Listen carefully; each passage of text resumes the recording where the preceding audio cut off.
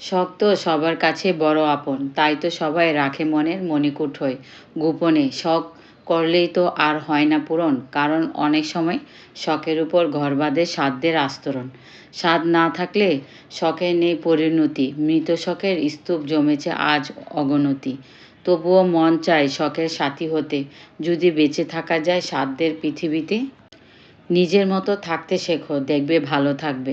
কখনো কারো মনের মতো হতে যেও না, তাহলে দেখবে নিজের ভালো থাকাটাও হারিয়ে ফেলেছ। একা হয়ে গেলেই শান্তি, ঠকানোর কেউ নেই, অবহেলা করার কেউ নেই, রাগ করার কেউ নেই, প্রত্যাশা করার কেউ নেই, কষ্ট দেওয়ার কেউ নেই। তাই মাঝে মধ্যে একা হয়ে যেতে হয়।